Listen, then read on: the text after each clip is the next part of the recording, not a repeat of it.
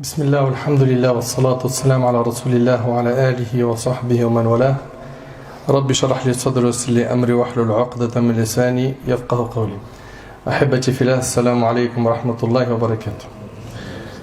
Tout d'abord, je remercie Allah Tabarak wa Ta'ala de m'avoir facilité ce déplacement et d'être en votre compagnie aujourd'hui. Et je remercie également les responsables de cette mosquée pour l'invitation. Qu'Allah Tabarak wa Ta'ala les récompense. Qu'Allah Azzawajal fasse que ce moment soit un moment de fraternité, d'amour et d'union entre nous, de spiritualité. Et juste pour ce qu'a dit mon frère Cheikh Hafidhahullah, en présentant, moi je me sens très petit dans le monde de la science. Et Wallahi, c'est pas des paroles en l'air. Je me sens petit dans tous les sens du terme. Et j'implore Allah Tabarak wa Ta'ala de couvrir nos fautes, comme disaient nos ancêtres. Allahumma la tu'akhidni bima yaqulun waj'alni khayran mimma yadhunnun waghfir lima la ya'lamun. Oh Allah, ne me punis pas pour ce qu'ils disent de moi. Pardonne-moi ce qu'ils ne connaissent pas de moi et fais que je sois meilleur que ce qu'ils pensent. Je suis votre humble frère, ni cheikh, ni grand da'i ou tout ça, ce sont que des titres. Moi je suis votre humble frère qui essaye d'œuvrer pour Allah Tabarak wa Ta'ala en implorant notre Seigneur de nous faire miséricorde, d'accepter de notre part, de faire de nous des gens sincères et de faire qu'on soit utile là où on se trouve. Mes chers frères et sœurs, aujourd'hui on a rendez-vous avec un thème qui est très spécial. Notre thème aujourd'hui avec l'aide d'Allah Tabarak wa Ta'ala est: imagine le prophète sallallahu alayhi wa sallam chez toi. Imagine le prophète sallallahu alayhi wa sallam chez toi. On sait tous que le prophète sallallahu alayhi wa sallam, c'est la meilleure créature qu'Allah Tabarak wa Ta'ala a créée. Il est plus important à nos yeux que tous les humains de la terre, que nos parents, que nos enfants. Et on aura une foi complète que lorsqu'on aimera le prophète sallam plus que nos parents, nos enfants, le reste des gens, l'humanité entière, plus que nos biens, plus que notre propre personne. Le prophète sallallahu alayhi wa sallam, il est Khalil ar-Rahman, l'ami intime d'Allah Tabarak wa Ta'ala. Essaye d'imaginer que dans un mois, il va venir, il va toquer à ta porte. Est-ce que tu vas te diriger en te précipitant avec des larmes de joie, le sourire aux lèvres? C'est une scène inoubliable en disant: Rasulullah, chez moi, c'est le plus beau jour de ma vie. Ou bien est-ce que tu serais pris de panique à ce moment-là? Il va rentrer chez moi, je suis pas à la hauteur. Il va voir ce qu'il y a à la maison. C'est une musiba, c'est une catastrophe. Essaye d'imaginer. Juste imagine. Nabi Assam, il rentre chez toi. Il voit l'état de ton foyer. Juste essaye d'imaginer qu'il rentre chez toi et qu'il te demande: ça c'est ta chambre, je peux la visiter? Et il rentre, il voit des posters, l'ordinateur avec un gros clip, ok?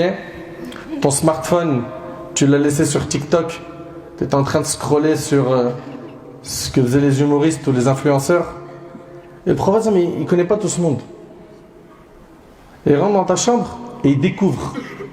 Et il te demande: c'est quoi ça? Qui sont ces personnes qui chantent, qui dansent dans ce clip? C'est quoi cet appareil là? C'est un téléphone, ya Rasulullah. C'est quoi ces gens qui parlent? Qui sont-ils? Tu les aimes? Oui. Pourquoi? Tu les suis? Qu'est-ce qu'ils t'apportent? Qu'est-ce qu'ils t'enseignent? Là tu seras pris de quoi? D'une gêne, d'une tristesse, ou tu seras à l'aise dans tes réponses? Chacun sait. Faut pas se voiler la face. Essaye d'imaginer que le prophète ensemble il commence à discuter avec toi. de ta fréquentation, de tes objectifs dans la vie. Lui qui, alayhi salatu wassalam, pendant toute la période où il a reçu la prophétie, il ne s'est pas reposé. Pourquoi? Pour qu'on puisse dire aujourd'hui La ilaha illallah Muhammad Rasulullah. Il a connu, comme vous le savez, des insultes, des moqueries. À la Mecque, ça a été difficile pour lui, alayhi salatu wassalam. Il part à Taïf, c'est compliqué. Il arrive à Médine, les batailles s'enchaînent. Badr, Uhud, Al-Ahzab, ça s'enchaîne. Des compagnons ont laissé leur vie. Pourquoi? Pour la cause de l'islam. Et 14 siècles plus tard, essaye d'imaginer qu'il rentre chez toi et il regarde le fruit de sa dawa. C'est devenu quoi? Est-ce qu'il serait fier en rentrant chez toi ou triste? Ma sœur, essaye d'imaginer que le prophète alayhi salatu wassalam, il rentre chez toi et que jusqu'à maintenant tu es hésitante par rapport au port du hijab.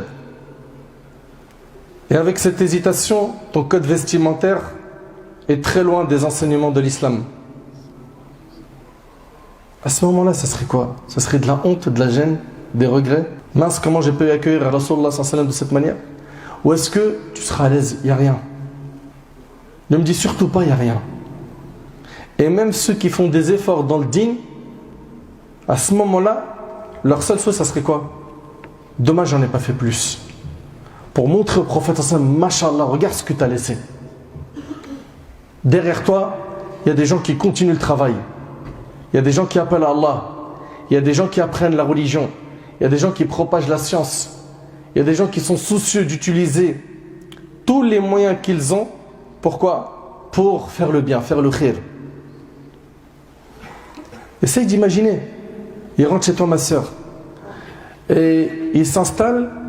Ta maman te demande quelque chose, tu commences à hausser le ton. Tu parles mal à tes parents. Je ne sais pas si vous arrivez à imaginer un peu. C'est un échec. C'est une réalité ou pas? C'est un échec. Que un Nabi alayhi salam, il est chez toi et toi tu te comportes hyper mal avec tes parents. Lui qui a tant dit sur les parents. Alayhi salatu wassalam.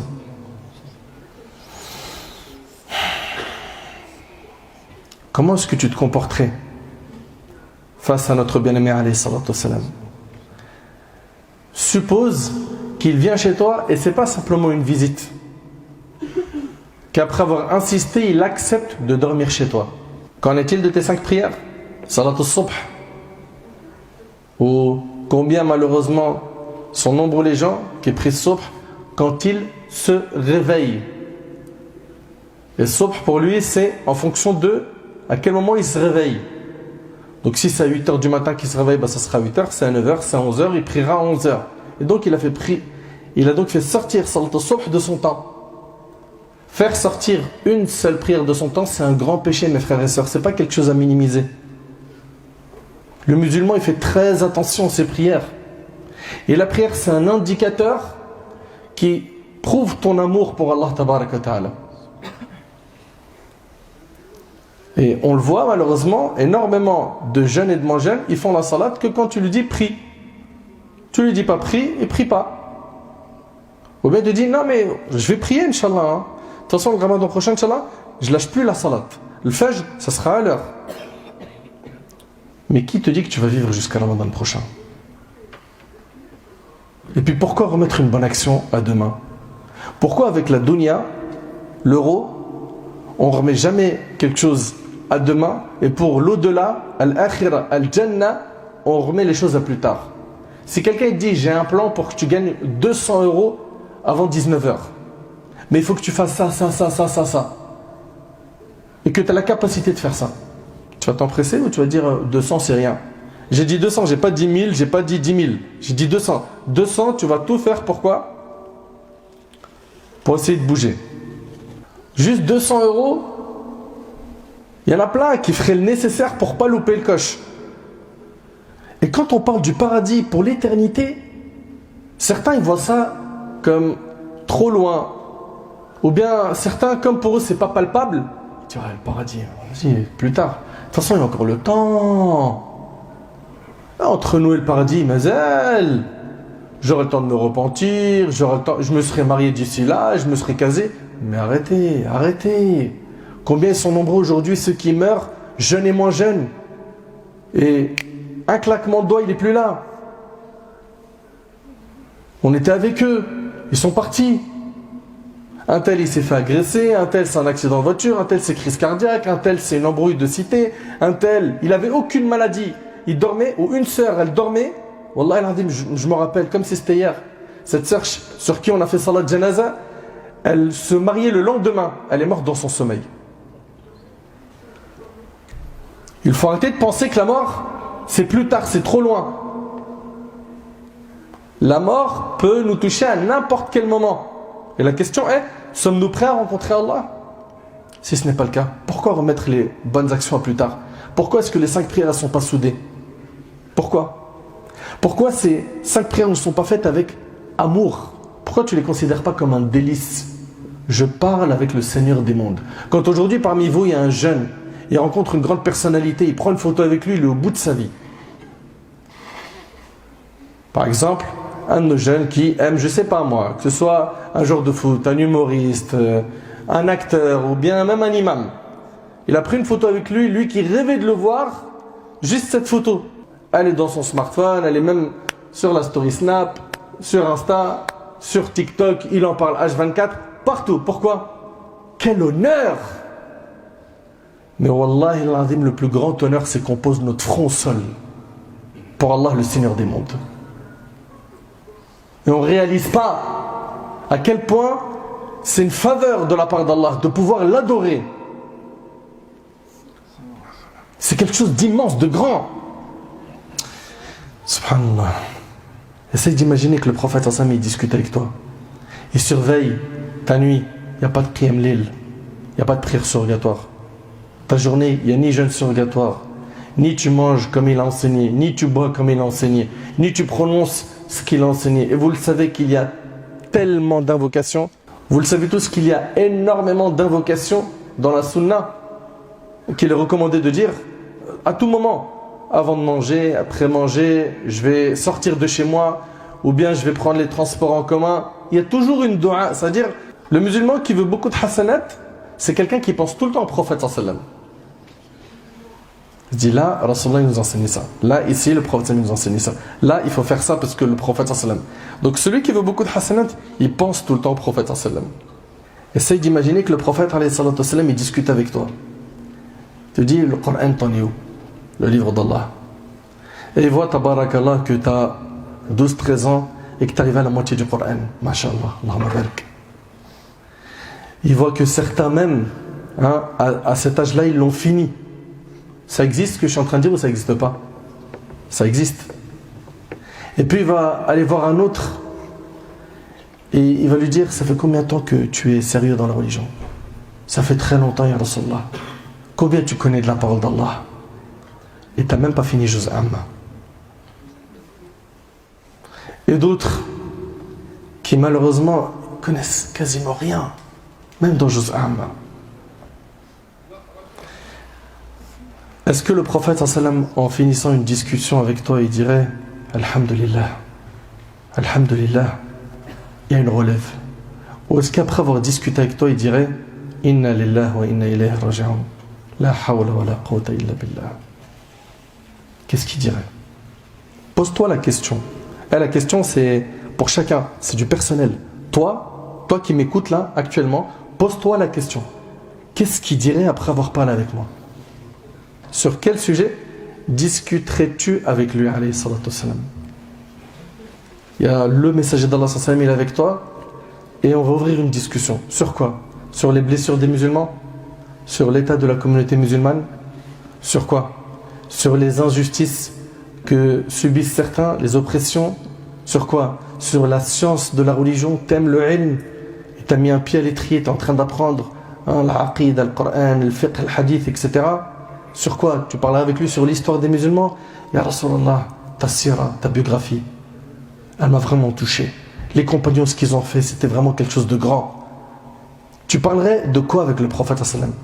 Sur l'importance du réveil de la communauté, de son évolution spirituelle, Ou bien, est-ce que tu lui ferais part de ce que tu regardes dans les réseaux sociaux?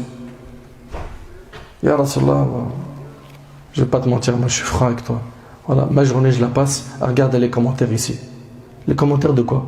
Facebook. C'est quoi Facebook? C'est un réseau. Pareil, Insta. Moi toute la journée je surveille les commentaires, les publications. Qu'est-ce qu'il a posté lui? Qu'est-ce qu'il a mis lui? Qu'est-ce qu'il a écrit lui? Et je rigole et je commente. Et imagine, le Nabi sallallahu alayhi wa sallam dit, ça te prend combien de temps dans ta journée? Et imagine, le Nabi sallallahu alayhi wa sallam dit, mais ce temps-là, est-ce que tu accordes le même temps au Coran, le livre d'Allah? Toi qui restes des fois 2-3 heures par jour sur ton smartphone, en plus vous savez que vous avez avec vos applications, vous le savez que vous avez avec vos smartphones des applications qui vous font le report d'heures. Voilà, tu es resté tant d'heures sur WhatsApp, sur Telegram, sur Insta, sur Snap. Regarde un petit peu entre le Coran, ton rapport avec le Coran et ton rapport avec ton smartphone. Qui, comme le disait un de mes bien-aimés, il disait le smartphone c'est devenu une extension de la main pour certains. Ils sont H24 avec leur smartphone. C'est devenu une addiction de toute la journée le déverrouiller pour voir s'il y a une notif. Mais pourquoi on n'a pas ce lien avec le livre d'Allah? Pourquoi? Sans compter que on voit beaucoup de gens perdre un temps fou à suivre la vie des autres. Et votre vie, vous vous en occupez quand? Sans compter ceux qui vivent par procuration. Vous les connaissez ceux-là? Il a besoin de la vie des autres pour vivre, pour exister. Donc c'est un commentateur. Comme un peu, t'as vu le match de foot quand il y a quelqu'un qui est en train de dire « Ah, il a pris le ballon, ah, il a dribblé, hein, etc. » Ben, il y a des gens, ils sont comme ça avec les réseaux sociaux. Sa vie, elle est tellement ennuyante. Je sais que ça pique un peu, hein, mais c'est fait exprès. Sa vie, elle est tellement ennuyante qu'il a besoin de la vie des autres pour exister. Oh, t'es pas au courant. Telle star de télé-réalité, c'est un truc de fou ce qu'elle a fait. Et ils sont là en train de lâcher les scoops toute la journée. Des influenceurs, influenceuses, de lui, il a mangé, il a bu. Hein, t'as vu son nouveau sac à main, une telle? Et quand est-ce que vous vous occupez de vous? De votre cœur, de votre âme? Quand? Essaye d'imaginer le Nabi alayhi salatu wassalam, il est avec toi. Tu vas lui parler de quoi? De business? Tu vas lui parler de quoi? De politique? Tu vas lui parler de quoi? De son? S'il te dit qu'est-ce qui occupe ton esprit, qu'est-ce qui prend beaucoup de place dans ton cerveau, tu vas lui dire quoi? Moi j'aime trop les femmes, je te dis la vérité, j'aime trop les femmes. Moi j'arrive pas à me retenir. Moi dès qu'une fille elle like, je regarde sa photo, je clique, je l'ajoute, je lui envoie un petit, je jette mon hameçon, je regarde un petit peu si la pêche sera bonne ou pas. Tu vas lui dire quoi, franchement? Posez-vous des questions les frères. Mes sœurs, posez-vous des questions. Pour revenir à notre sujet, imagine le prophète alayhi salatu wassalam chez toi. Les gens face à une telle situation, ils seraient en principe de 3 catégories. Une première catégorie, après avoir entendu que le prophète il va lui rendre visite, il va dire moi, la maison je vais la tuning. Je vais tuninger la baraque. Il me faut un écran plasma, celui-là il n'est pas bon celui-là. Hein, on va mettre un vrai écran. Ok? Le frigo il est trop petit. Parce que ce que je compte sacrifier comme bête et ce que je compte mettre dans le frigo, ce frigo il n'est pas prêt. Ok? Moi dans ma tête c'est au moins 2 moutons, une centaine de poules. Non, il faut y aller là. Ça c'est donc une catégorie de personnes qui va dire moi je vais accueillir le prophète avec quoi? Un max de confort matériel. Cette catégorie de personnes elle va mettre le paquet dans le matériel. Je vais repeindre les murs. Ces meubles-là, non, il faut faire un petit coucou chez Ikea. Ok, je crois qu'il faut la clim, il fait quand même assez chaud. Très bien. Donc la première catégorie de personnes, c'est une personne qui a ciblé quoi? Le matériel.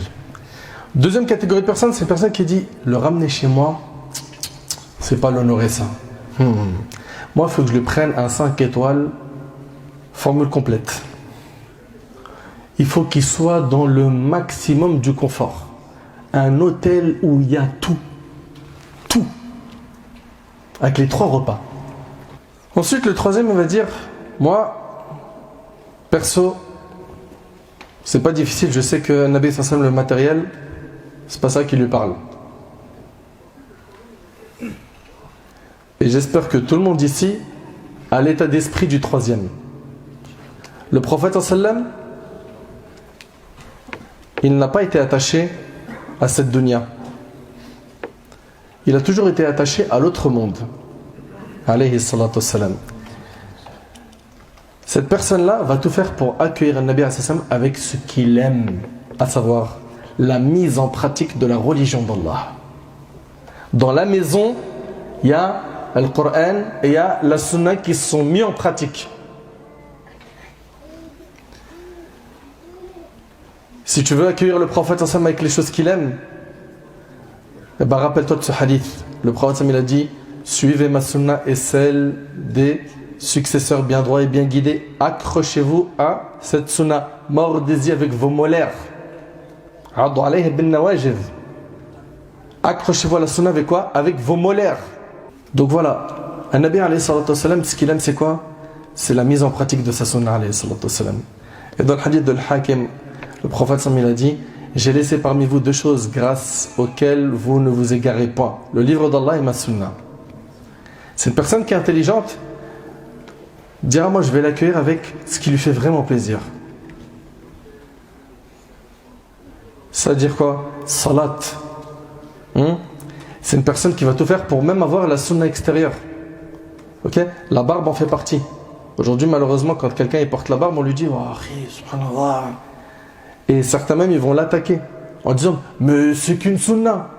À croire, c'est genre quelque chose qu'il faut fuir. C'est qu'une sunna. Mais est-ce que la sunna c'est quelque chose de bien ou de pas bien? Pourquoi en vouloir à quelqu'un qui veut ressembler au prophète alayhi salatu wassalam? Pourquoi en vouloir à quelqu'un qui veut ressembler au prophète sallam? Et notre sœur qui veut porter le hijab et qui a des parents qui la combattent. Et souvent d'ailleurs, il y a plus de parents qui empêchent leur fille de porter le hijab que des parents qui leur imposent le hijab. Il va rentrer chez toi, est-ce qu'il va voir des photos accrochées au mur, des posters, etc. Ou est-ce qu'il va plutôt rentrer chez toi et il va écouter le Coran? Il va voir des enfants qui lisent le Coran, l'épouse qui révise le Coran. Bien évidemment, dans nos 24 heures, on ne fait pas que ça, mais ça en fait partie. Ça fait partie de quoi? De notre programme de chaque jour. Ce troisième-là, il est très intelligent. Selon Abdullah ibn Mas'ud radiyallahu anhu, soyez attentifs s'il vous plaît. Restez là. Selon Abdullah ibn Mas'ud radiyallahu anhu, le prophète sallam, il s'est couché sur une natte. À son réveil, ses côtés portaient les traces de la natte. Nous dîmes au messager d'Allah: que dirais-tu si nous t'achetions un tapis? On t'achète un tapis, quelque chose de plus confortable. Il dit: qu'ai-je à faire avec ce bas monde? Je n'y suis que comme un cavalier qui se mit à l'ombre d'un arbre puis partit en le laissant. Rapporté par Tirmidhi. Le Nabi sallam, pour lui, cette dunya, c'est comme quoi? Un cavalier qui s'est mis à l'ombre d'un arbre. Cette dunya, c'est une ombre. On y est pourquoi? Quelques moments et après, on quitte cette ombre et on continue notre chemin. Et nous, on doit continuer notre chemin. Et ce chemin-là, c'est fait le Jannah. Pour l'éternité, on y sera bi'idhnillah. Allahumma ja'alna min ahli al-Jannah ya Rabb. Le Nabi alayhi salatu wassalam, il disait: Seigneur Allah fait que la subsistance de la famille de Mohammed se limite à leur faim. C'est-à-dire que notre rizq soit vraiment ce qui nous permet de ne plus avoir faim. Et c'est rapporté par Bukhari Muslim. Aïcha radiyallahu anha, elle rapporte: le prophète sallam est mort en laissant une armure en gage chez un juif à qui il devait 15 gallons d'orge, rapporté par Bukhari Muslim. Il est mort endetté auprès d'un juif. C'était pas quelqu'un attiré par le matériel, alayhi salatu wassalam. Il n'était pas attiré par le matériel.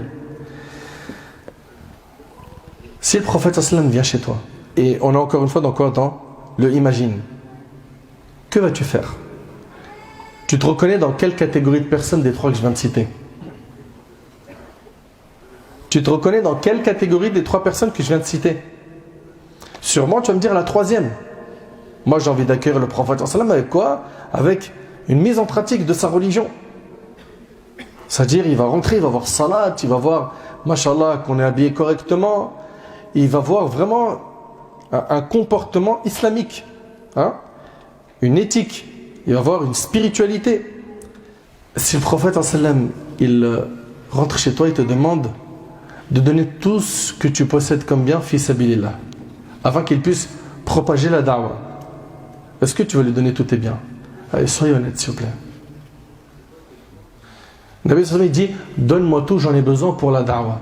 Tu vas le dire à Rasulallah, tiens, tout, ou d'accord, laisse-moi juste, ya Rasulallah, un moment. Dans ce moment-là, tu commences à réfléchir, concerter, peser le pour et le contre, etc. C'est une question. Chacun d'entre nous se connaît très bien. Dis-toi que lorsque le prophète sallam il a appelé ses compagnons à faire des aumônes, Omar radiallahu anhu, il a donné la moitié de ses biens pour Allah tabarak wa ta'ala. La moitié de ses biens. C'est immense, hein? La moitié de sa richesse. Abu Bakr radiallahu anhu, il a tout donné fisabilillah, tout ce qu'il possédait. Et quand le prophète lui a demandé, qu'as-tu laissé à ta famille, il a dit, j'ai laissé à ma famille Allah et son messager. Omar, il a donné la moitié et il a laissé l'autre moitié à sa famille. Abu Bakr, il n'a rien laissé à sa famille. Il a dit, j'ai laissé à ma famille Allah et son messager. Subhanallah. Si le prophète sallam te propose d'émigrer et de délaisser ton pays, est-ce que tu vas l'écouter? La réponse est, j'espère, Inch'Allah, pouvoir le faire. S'il te demande tout ton argent pour la da'wah, la réponse est, j'espère, Inch'Allah, pouvoir le faire. Comprends que dans tout ça, il faut être sincère pour Allah tabaraka wa ta'ala. J'ai une question à vous poser, mes frères et sœurs. Est-ce que le prophète il est déjà rentré chez quelqu'un? Dans la maison de quelqu'un? Si oui, qui? Levez la main. Bon, oui? Abu Ayyub al-Ansari, barakallahu fik. Bon, ça serait bien qu'on passe plus de temps à lire la biographie du prophète, d'accord? Qu'on apprenne ça par cœur, qu'on enseigne ça à nos enfants. C'est hyper important. Soyez attentifs, s'il vous plaît. On va citer quelques exemples de visites afin de voir comment les gens ont agi, comment l'ont-ils accueilli et comment nous aurions agi. Parmi ces gens-là, il est chez qui le prophète sallam est allé taper à leur porte, mais il n'est pas rentré chez eux. Parmi ces personnes à qui le prophète a rendu visite, il a eu Ubay ibn Ka'b, radiyallahu ta'ala anhu. Le hadith il est rapporté par l'imam Muslim. Quand le prophète frappa à la porte de Ubay, ce dernier demanda qui est à la porte. Il ouvrit et il trouva que c'était le prophète. Bien évidemment, vous imaginez la joie du compagnon à ce moment-là. Ubay dit au messager d'Allah, pourquoi ne m'as-tu pas convoqué pour que je vienne à toi au messager d'Allah? Il lui dit, je suis ton serviteur. Le prophète lui a dit, oh Ubay, soyez attentif, hein. Allah m'a ordonné de te lire Surat al-Bayyinah. Si le prophète était venu de lui-même pour lui lire Surat al-Bayyinah, sans que ce soit un ordre d'Allah, ça aurait été un immense honneur pour le compagnon, n'est-ce pas? Ubay, radiyallahu anhu. Imaginez-vous que c'est Allah tabaraka wa ta'ala, le maître, le créateur des cieux et la terre, qui a envoyé son messager alayhi salam pour lui lire cette sourate. Ubay fut étonné, il demanda au prophète sallam, mon nom fut prononcé par Allah? Vous méditez un peu ou pas? Ubay il a dit, mon nom, il a été prononcé par Allah. Mon nom a été prononcé par Allah au-dessus des sept cieux. Il lui a dit oui. Et c'est un immense honneur. Est-ce qu'on est d'accord, oui ou non? C'est un immense honneur. Eh bien, je vous annonce une bonne nouvelle. Allah tabaraka wa ta'ala, il annonce également votre nom auprès des anges et il se vante de vous. Vous savez pourquoi? Parce que vous êtes ici. Selon Abu Hurayra radiyallahu anhu, le prophète sallallahu alayhi wa sallam a dit, il n'est pas un groupe de gens qui se réunissent dans l'une des maisons d'Allah pour réciter le Coran, l'étudier en commun, sans que la sérénité divine ne descende sur eux, que la miséricorde d'Allah ne les recouvre, que les anges ne les entourent de toutes parts et qu'Allah ne les cite parmi ceux qui sont auprès de lui. Non par nom vous êtes cités auprès d'Allah tabaraka wa ta'ala. Allahu Akbar. Et dans un hadith, Allah se vante de vous auprès des anges. Allahu Akbar. Le hadith il est rapporté par l'imam Muslim. Subhanallah. À part Ubay ibn Ka'b, notre bien-aimé alayhi salatu wassalam, il a visité Sulaym, qui était la mère de Anas ibn Malik. Le hadith il est rapporté par Muslim. Le prophète sallam, il entre chez elle pour faire Qayloula. Et écoutez ce passage. Un jour Sulaym, elle n'était pas chez elle. Le prophète sallam, il entre, il fait la Qayloula. Et notre prophète sallam, il est en train de dormir. D'accord? Pendant qu'il dort, Sulaym entre et elle commence à récupérer la quoi? La sueur de Nabi alayhi salatu wassalam. Et le prophète alayhi salatu wassalam se réveille et lui dit: mais pourquoi est-ce que tu fais ça? Elle lui dit: ceci est notre parfum. Elle lui dit: nous le parfumons par ta transpiration, messager d'Allah, car ta transpiration est l'une des meilleures odeurs. Et ça, c'était des particularités qu'avait le Nabi alayhi salatu wassalam. Et d'après Abu Hurayra radhiyallahu anhu, le prophète sallam a dit, et je vous invite s'il vous plaît à être vraiment franc et honnête.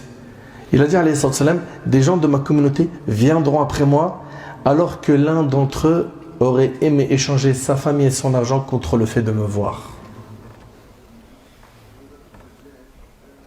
Contre le fait de me voir. Le hadith il est rapporté par l'imam al-Hakim. Des gens de ma communauté viendront après moi alors que l'un d'entre eux aurait aimé échanger sa famille et son argent contre le fait de me voir. Un amour, subhanallah, qui est sincère, qui émane d'un cœur sincère. Subhanallah, Allahu Akbar. Le prophète sallam, il est rentré chez qui encore? Chez Jabir ibn Abdullah. La bataille des coalisés, vous la connaissez? Il y a eu Ghatafan et Quraysh qui se sont alliés pour attaquer Médine. Ils ont monté une armée de 10 000 hommes. Nabi alayhi salatu wassalam, il est informé de cela, il concerte ses compagnons et un compagnon va donner l'idée de quoi? De creuser des tranchées. Ce compagnon il s'appelle, pas tous à la fois, levez la main. Vas-y. Salman al-Farisi, bravo. T'as quel âge? 12 ans. Voilà, ça c'est des relèves ça, mashallah. Qu'Allah il le protège, qu'il le bénisse. Salman al-Farisi donne donc cette idée. D'ailleurs ils ont même été très choqués de voir, quand ils sont arrivés à l'entrée de Médine, de voir ces tranchées. Ils ont dit: mais ça c'est une ruse que les Arabes ne connaissent pas.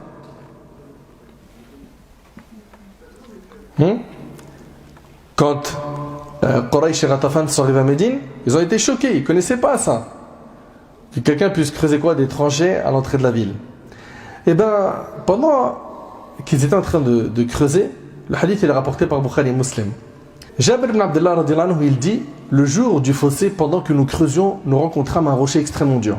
Le Nabi alayhi salatu wassalam, il est descendu. Alors nous allâmes voir le prophète et lui dîmes: il y a un rocher qui entrave notre travail dans le fossé. J'y descends, dit-il. Puis il se leva et avec une pierre serrée sur son ventre, tant il avait faim, car nous n'avions pas mangé depuis 3 jours. 3 jours, hein. Le prophète sallam prit la massue et frappa un coup qui réduisit le rocher en miettes. Alors je pris la permission du prophète sallam pour rentrer chez moi. C'est Jabir qui raconte.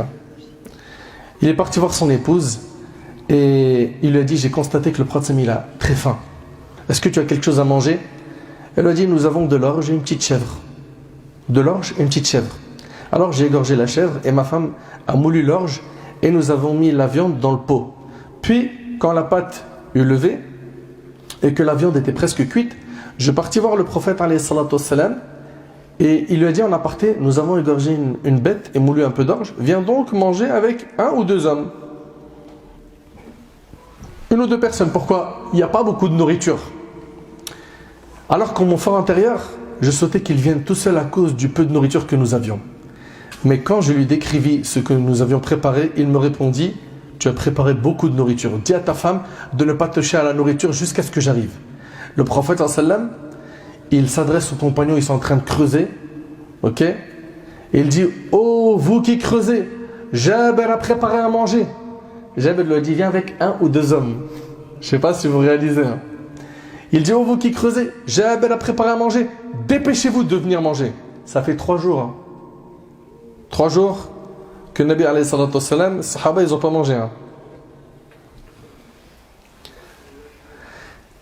Donc, Jabir il fait cette annonce. Alors les muhajirines se levèrent et les ansar se levèrent aussi. Quand Jabir rentra chez lui, il dit à sa femme, pauvre de nous. Je ne sais pas si vous imaginez. Ceux qui sont mariés le savent. Hein. Quand vous avez préparé votre femme, vous lui avez dit voilà, j'ai 2-3 amis qui viennent, et après tu dis finalement ils seront 15. À la cuisine, c'est chaud. C'est la pression maximale. Pourquoi tu m'as fait ça en dernière minute? Là, c'est tous les musulmans qui creusaient. Ok, et ça fait 3 jours, ils n'ont pas mangé. Jabir dit, pauvre de nous. Le prophète a invité à manger tous les muhajirines et les ansar qui creusaient avec nous. Elle lui demanda, le prophète, t'a-t-il préalablement demandé ce que nous avons préparé? Il répondit oui. Alors elle dit, Allah et son prophète savent bien ce qu'ils font. Allahu Akbar. Allahu Akbar. Nous lui avons dit ce que nous avions. Le prophète vint à la tête du groupe. L'épouse de Jabir, Suhayla bint Muawidh al-Ansariya, lui sortit la pâte sur laquelle il souffla et demanda la bénédiction. Puis, il alla vers le pot de la viande et il a fait la même chose. Ok? Ensuite, il dit à Jabir, fais venir une boulangère pour faire cuire le pain avec ta femme. Et il dit à sa femme, servez du pot et laissez-le sur le feu. Les gens qui étaient venus avec le prophète étaient 1 millier. 1000 personnes. 1000. C'est pas j'en ai rajouté 8 pour l'invitation. 1000. Il les fit asseoir à table 10 par 10. 10 par 10, il rentre, il mange. Il n'a pas mangé depuis 3 jours. Essayez d'imaginer. Ok, il mange jusqu'à se rassasier. Après, on en fait rentrer 10. Et je jure par Allah qu'ils mangèrent à satiété et qu'à la fin, il restait de la nourriture. Allahu Akbar. Ça fait partie des miracles du prophète alayhi salatu wassalam. Notre pot, quant à lui, continue à bouillir et déborder comme si de rien n'était. Et notre pâte alimentait la table sans tarir.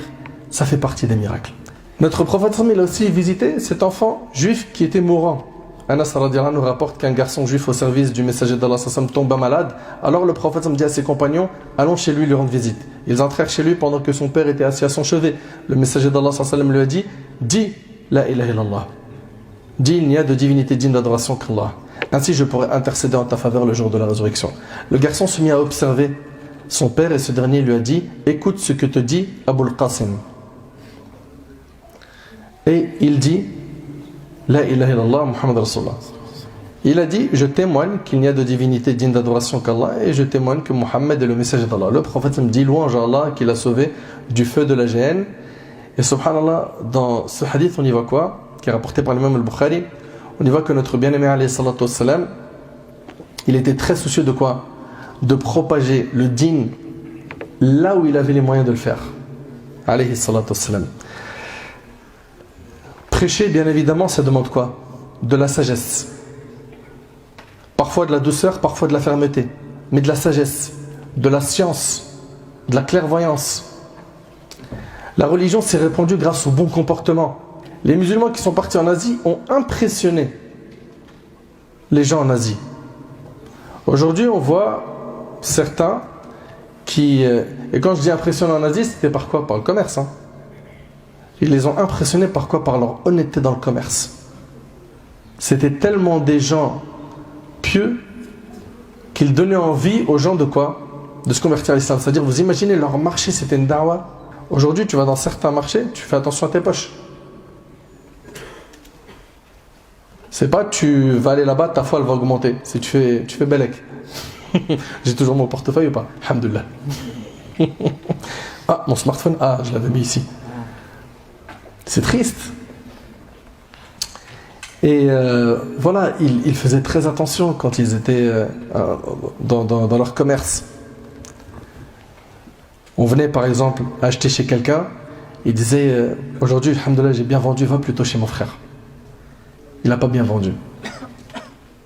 C'est des choses qu'on imagine difficilement aujourd'hui, c'est vrai ou pas? Ou bien il a une meilleure marchandise que la mienne, prends plutôt de chez lui.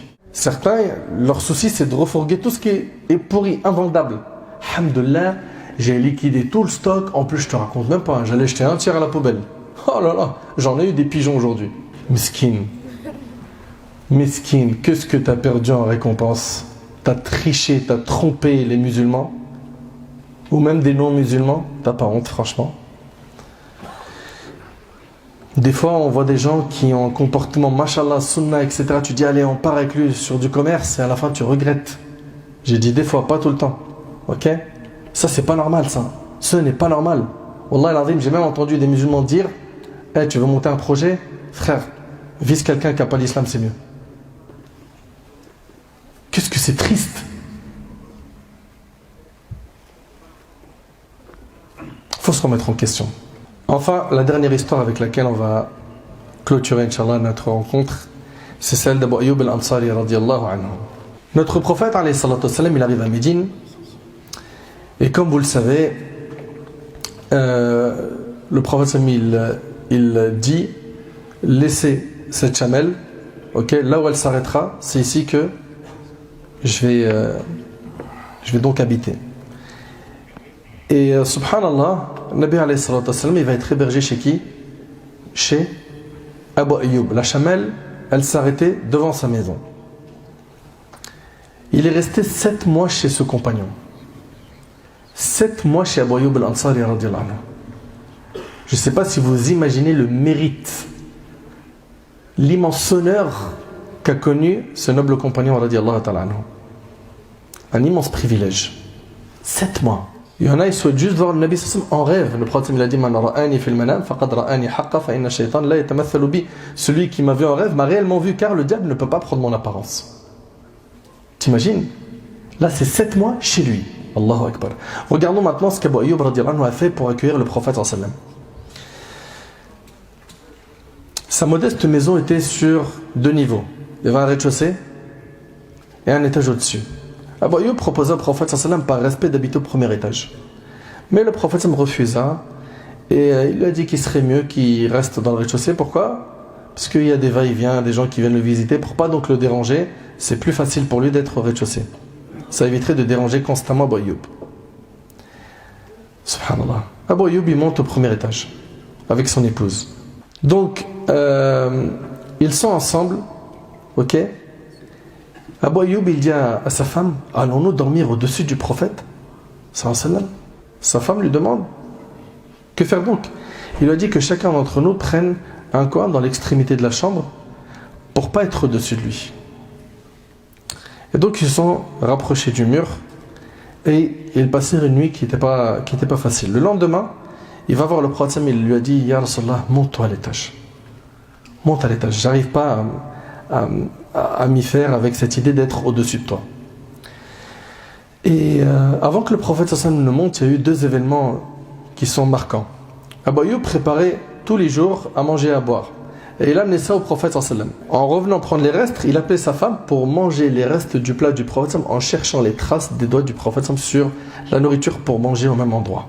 Un jour, en préparant à manger, il renversa de l'eau. Et ils étaient à l'étage. Ils n'avaient ni céramique, ni carrelage, ni ce qu'on a aujourd'hui. C'était un sol qui n'était pas imperméable. Donc l'eau renversée risquait de tomber sur le prophète sallallahu alayhi wa sallam. Et supposons qu'une goutte ou 2 tombe sur le Nabi sallallahu alayhi wa sallam. Bon, à l'époque, il n'avait pas de serviette, etc. Il n'avait qu'une robe qu'il avait achetée pour sa femme, pour qu'elle la mette durant la fête de l'Aïd. Il l'a pris, il l'a coupée en 2, et il a donné la moitié à sa femme. Elle a commencé à nettoyer rapidement l'eau, afin qu'elle ne tombe pas sur le prophète alayhi salatu wassalam. Ce même jour, il descend au prophète sallallahu alayhi wa sallam avec de la nourriture, et cette histoire elle est rapportée par l'imam Ahmad al-Musnad. Et il lui descendit de la nourriture contenant de l'ail et de l'oignon cru. Il le pose devant la porte, et quand il revint plus tard, il voit que le repas il est tel qu'il l'a posé. Il s'est dit, le prophète doit sûrement m'en vouloir. S'il ne l'a pas mangé, il m'en veut. Alors, il demande au prophète sallallahu alayhi wa sallam, qu'est-ce qu'il en est? Il lui demande, pourquoi tu ne l'as pas mangé? Est-ce qu'on a fait quelque chose de mal? Et là, ce qui est beau, c'est que Abu Ayyub, il y a quoi ici? Il y a chez lui une remise en question. Et malheureusement, chez beaucoup de musulmans, on ne voit plus cette remise en question. Beaucoup de musulmans, ils font des péchés, ils désobéissent à Allah en secret, en public. Ils savent que telle chose est un ordre, telle chose est un interdit. Il fait comme bon lui semble, ok, sans culpabiliser, sans regretter, sans se remettre en question. Et ça, c'est un vrai problème, ça. Parce que si c'est un indicateur de quelque chose, ça indique quoi? Ça indique que l'état du cœur est très fatigué. Il n'est pas assez entretenu. Le cœur, quand il est bien entretenu par la mise en pratique du din d'Allah, la personne, elle trouve une force dans la mise en pratique de la religion. Elle arrive à faire ce qui est obligatoire, même si parfois c'est difficile. Parce qu'on est stigmatisé, on est montré du doigt, etc. Parfois c'est difficile. Et on le sait. On le sait que, par exemple, nos sœurs qui ont porté le hijab, c'est pas facile pour elles. Et on implore Allah tabarak wa ta'ala de leur donner énormément de récompenses pour ce qu'elles endurent. On implore Allah azza wa jal de les protéger de tout mal. Et d'aider nos sœurs qui n'ont pas encore franchi le pas, de le faire.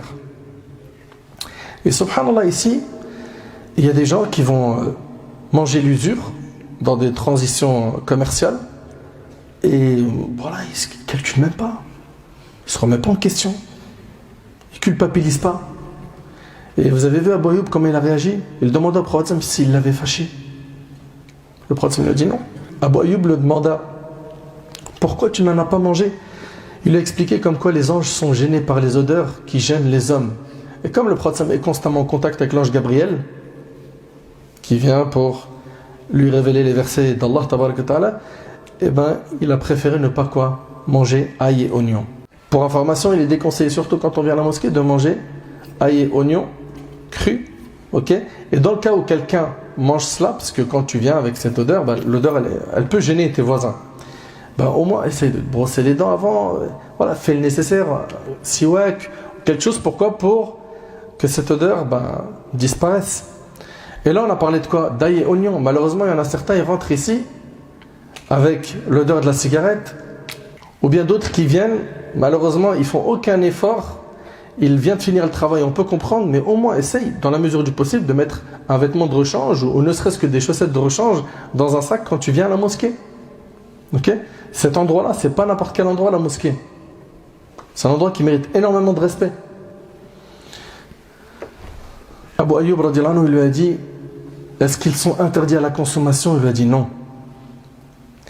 Il lui a dit moi, je détesterai tout ce que tu détestes. Allahu Akbar. Allahu Akbar. À partir de maintenant, je déteste tout ce que tu détestes. C'est comme ça qu'on agit avec le prophète sallam. Soyons sincères, s'il vous plaît. Combien de fois on dit à nos petits frères mais pourquoi tu mets une chaîne, une gourmette?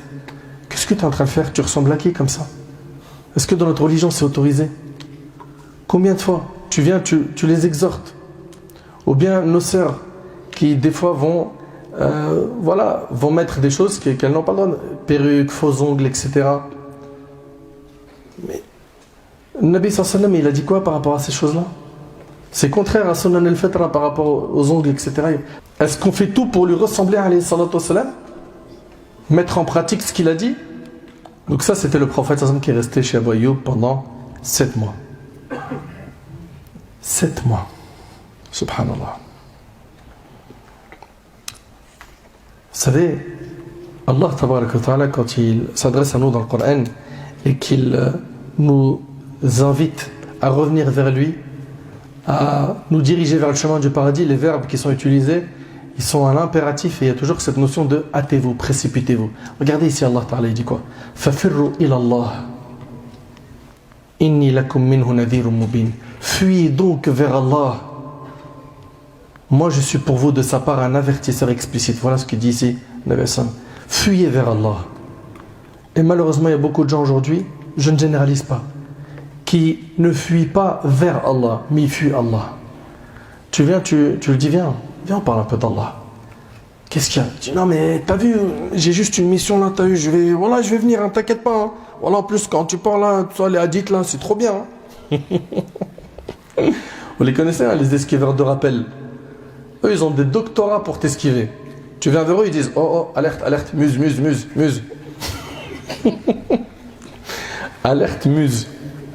Alerte, muse. Mais toi, t'es quoi, toi? T'es pas muse? Dis-nous, t'es où? Dans quel camp? Comment alerte? T'imagines quelqu'un, il tend la main pour te faire évoluer dans ta pratique religieuse, t'aider à aller au paradis, alerte. Mais ça montre que Shaitan, il t'a cuisiné à petit feu. Dans pas longtemps, il va te grignoter. T'es un petit jouet d'Iblis. Sois un bonhomme, sois sahih, sois fort. T'es sérieux là? T'es allergique au rappel. T'es allergique à ceux qui t'amènent vers le bien. T'es allergique à celui qui dit viens on va à la mosquée. Non, parce que t'as vu, je suis pas propre, t'as vu? Je suis pas propre, t'as vu? Ça veut dire quoi t'es pas propre? T'es toute la journée à la janaba, H24, t'es junub. Ça veut dire que t'es en impureté majeure, t'as une éjaculation, t'es sérieux toute la journée, H24. C'est quoi cette vie que tu mènes là? C'est une folie. Et voilà, donc il y en a plein comme ça qui vont prétexter. Ils vont venir comme ça avec des mensonges, des faux prétextes pour pas se rapprocher d'Allah. Ah, qu'est-ce que c'est triste. Allah tabarak wa ta'ala a dit يَوْمَ لَا يَنْفَعُ مَالٌ وَلَا بَنُونَ إِلَّا مَنْ أَتَى اللَّهَ بِقَلْبٍ سَلِيمٍ. Le jour où ni les biens ni les enfants ne seront d'aucune utilité sauf celui qui vient à Allah avec un cœur saint. Le jour du jugement, ni ton argent ni ta famille seront utiles. La seule chose qui sera utile, c'est que tu viennes à Allah avec un cœur saint. Ce cœur, tu as une obligation de l'entretenir. Et ce cœur-là, pour lui donner la pêche, ce qu'il lui faut, c'est quoi?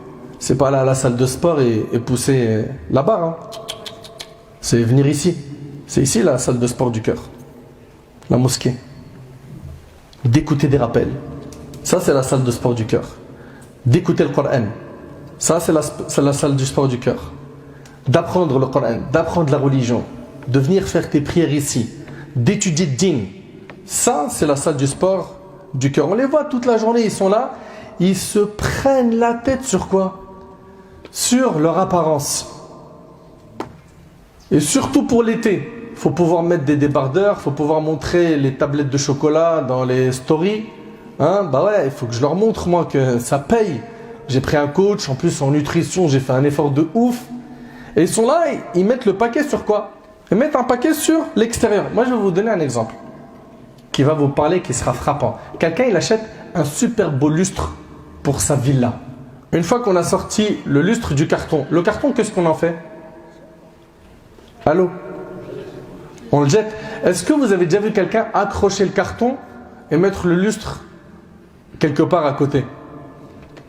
Et si quelqu'un il fait ça, vous allez lui dire quoi?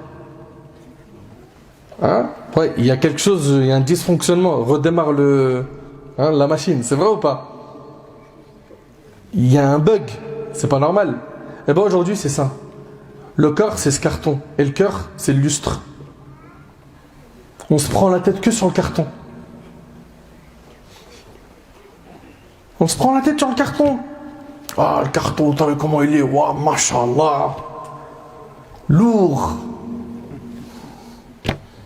Vous prenez la tête sur le carton et le lustre. Mais c'est ça le plus important. C'est le cœur. Et le cœur, je le répète, c'est là-dedans où il y a quoi? Il y a la foi. Et la foi, elle augmente avec les bonnes actions et elle diminue avec les péchés. Ibn al-Qayyim, rahmallah, il dit des paroles merveilleuses. Il dit que la foi de la personne devient complète avec deux choses. Savoir différencier le bien du mauvais. Savoir les différencier déjà. Wallah al-Azim, c'est une catastrophe qu'aujourd'hui, il y en a certains, ils n'arrivent même plus à faire la différence entre ce qui est bon et ce qui ne l'est pas. Le mal, il le voit comme quelque chose de bien. Tu dis au petit jeune, mais qu'est-ce que tu fous dans une chicha avec toutes ces filles, qu'est-ce que ce son? Il dit, mais qu'est-ce que... Ouais, arrête, il y a quoi? J'ai fait quoi? Il n'y a rien, t'abuses toi aussi. Khalouna naïch un peu. C'est ça la vivance. La vivance, elle est dans la désobéissance d'Allah. Mais arrête de dire désobéissance. Je l'avais déjà dit, je le répète. Si pour toi, c'est pas une désobéissance, c'est que tout glisse à merveille, dis, Ya Rab, Ya Allah, fais que je meure dans cet endroit. Prends mon âme ici. Et sache que tu seras ressuscité de la même manière dont tu es mort. Allez, dis le courage. Donc, Ibn al-Qayyim, il dit que la foi, elle devient complète par deux choses. Un, savoir différencier le bien du mal. Et 2, qu'il préfère les bonnes choses aux mauvaises. Tu préfères quoi, toi? Tu préfères quoi? Il y en a peut-être parmi vous, c'est la première fois de leur vie rentrer à la mosquée. On les a forcés de sif. On dit, viens, wallah, tu vas voir, ça va être bien, c'est un rappel et tout, etc. Et il est venu, il ne sait même pas ce qu'il fait là. Déjà, premièrement, si tu es venu et si tu écoutes aujourd'hui ce rappel, c'est qu'Allah il te veut du bien, alhamdoulilah. C'est une très bonne chose. Il ne faut pas par contre qu'aujourd'hui ce soit ton début et en même temps la fin. C'est-à-dire, pour le dîn, ce que j'ai fait, j'ai écouté un ders. Voilà, je suis venu à la mosquée, j'ai écouté le rappel. C'est bon, j'ai fait des efforts, non? Non. Tu en as fait certes, mais il faut que tu en fasses plus. Ok? Pourquoi? Parce qu'au paradis, il y a des degrés et comme tu es ambitieux sur terre, il faut que tu le sois également. Pourquoi? Pour avoir les plus hauts degrés du paradis. Le prophète, alayhi salatu wassalam, il a dit 3 caractéristiques. Celui qui les possède découvre grâce à elle la douceur de la foi. 1. Qu'Allah et son messager lui soient plus chers que tout le reste. Est-ce que toi, Allah et son prophète te sont plus chers que tout le reste? 2. Quand il aime quelqu'un, il ne l'aime que pour Allah. 3. Qu'il lui répugne de retourner au kufr après qu'Allah l'en a sauvé, comme il lui répugne de se voir jeté en enfer, rapporté par Bukhari Muslim. Subhanallah. C'est par ces paroles que vous écoutez que vous nourrissez votre cœur. Allah tabarak wa ta'ala, il a dit Ala bi dhikrillah tatma'innul qulub. N'est-ce point par l'évocation d'Allah que les cœurs s'apaisent? Et le prophète il a dit Allah ne regarde ni vos corps ni vos images. Il va regarder ni ta couleur le jour du jugement, ni la couleur de ton passeport, ni est-ce que tu étais musclé, fort, grand, petit, maigre, gros. Non. Mais il regarde vos cœurs et vos actes. Donc rappelle-toi du lustre et du carton. Concentre-toi sur ton cœur, purifie-le par la prière. Demande à Allah, fais des doigts, ya Rab, j'ai envie de revenir vers toi, c'est dur. La fréquentation, l'environnement, mes potes, qu'est-ce qu'ils vont dire de moi quand je vais les lâcher? Eux qui m'amenaient que au haram. Je suis tiraillé, ya Allah, j'aimerais bien venir vers toi, c'est dur. Parle avec ton Seigneur, demande-lui, il te donnera la force. On n'a pas une invocation qui dit Allahumma a'inni ala dhikrika wa shukrika wa husni ibadatik. Oh Allah, aide-moi à quoi? T'évoquer, te remercier et à bien t'adorer. Mais ça se demande à Allah. Allah Ta'ala il dit oh mes serviteurs, vous êtes tous dans l'égarement excepté ceux que j'ai guidés. Demandez-moi la guider, je vous l'accorderai. Demande-la. Allah Ta'ala c'est le riche, celui qui est capable de tout, il va te donner la guider. Mais recherche-la, fais-en un objectif. Parce que tu es de passage sur terre.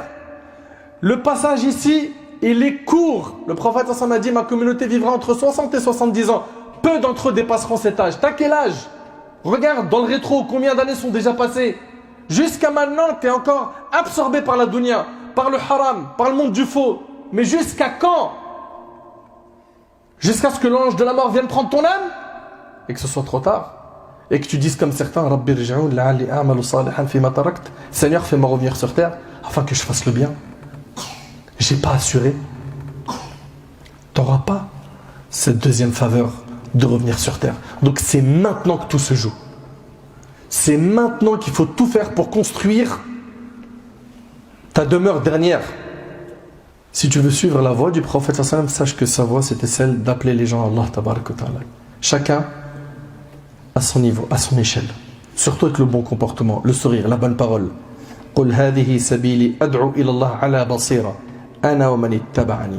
Dis, voici ma voix, j'appelle les gens à Allah, moi et ceux qui me suivent.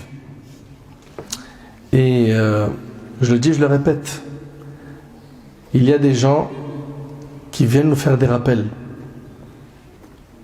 Si on répond à ces rappels comme il le faut, en mettant en pratique le dîn, wallahi al-azim, on va gagner beaucoup. Beaucoup, subhanallah. Le prophète, alayhi salatu wassalam, il a dit Tauba. Félicitations à celui qui m'a vu et a cru en moi. C'est les compagnons. Et Tauba puis Tauba à ceux qui ont cru en moi et ne m'ont pas vu. Et il a dit également que viendra une période où la pratique de la religion elle sera difficile, comme si quelqu'un tenait une braise de feu dans sa main, n'est-ce pas? Que celui qui pratiquera sa religion, à ce moment-là, il aura la récompense de 50 hommes. On lui a dit 50 hommes parmi nous, c'est-à-dire parmi les compagnons, ou parmi eux? Il a dit parmi vous. C'est-à-dire vous vous accrochez à votre religion dans les moments où c'est difficile, vous avez la récompense de 50 compagnons. La récompense elle est grande, grande. N'oubliez pas s'il vous plaît, barakallahu fikum, le titre de cette conférence. Sache mon frère, ma soeur, que le prophète n'est pas obligé d'être avec toi pour que tu te tiennes bien. Certes, si l'un d'entre nous est toujours avec un homme pieux, un savant, quelqu'un de science, il n'osera pas faire de péché. Sachez que où que vous soyez, Allah tabaraka wa ta'ala vous voit. Et Allah mérite plus que n'importe qui au monde qu'on ait quoi de la pudeur envers lui. Là, depuis tout à l'heure, vous avez vu, j'ai dit, imagine le prophète chez toi, imagine, il regarde ton smartphone. Mais vous arrivez, vous maintenant, à réaliser qu'Allah tabaraka wa ta'ala voit tout cela de nous. Tout ce que je vous ai dit a pour but de prendre conscience qu'Allah tabaraka wa ta'ala est tout le temps avec nous et qu'il mérite plus que n'importe qui que l'on se tienne à carreau devant sa majesté Azza wa Jal. Allah accueille le repentir de celui qui se repent. Allah tabaraka wa ta'ala accueille notre repentir quand on vient vers lui. Sincèrement, il facilite les chemins du repentir. Subhanallah, il y a des gens qui ont des cœurs difficiles et qui se sont éloignés du chemin d'Allah alors que la voie d'Allah elle est accessible. Le chemin d'Allah il est facile. Le chemin d'Allah demande juste de faire des efforts et des sacrifices et vous allez voir que vous allez savourer. Savourer le plus grand bonheur de cette vie qui est la foi. Une fois que tu as goûté à ça, la douceur de la foi, ça y est, tu ne peux plus t'en passer. Vous savez, après tout ce que vous avez entendu, Yawm al-Qiyamah, c'est deux choses l'une. Soit tu seras heureux d'avoir écouté tous ces rappels et tu les as mis en pratique, ils ont été la cause de ta réforme. Soit tu vas regretter infiniment de ne pas avoir écouté tout ce qu'on t'a dit sur terre. Tu veux être de quelle catégorie de personnes? Tu veux être de ceux qui vont venir Yawm al-Qiyamah, ils vont voir leur sort et vont dire si seulement. Si seulement.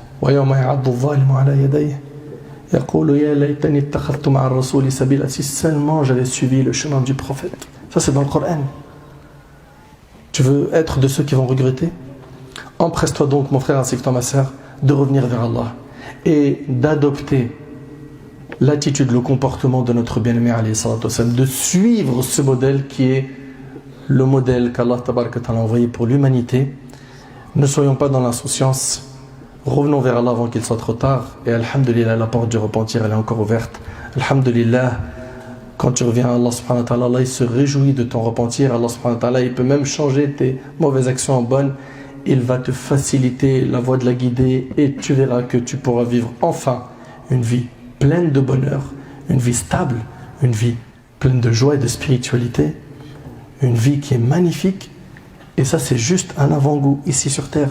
Et dans l'au-delà, là, ça sera quoi? Al-Jannah. Allahumma ja'alna min ahli al-Jannah, ya Rabb. J'implore Allah tabaraka wa ta'ala de nous pardonner nos manquements et j'implore Allah subhanahu wa ta'ala de nous ramener vers la voie de notre bien-aimé alayhi salatu wassalam.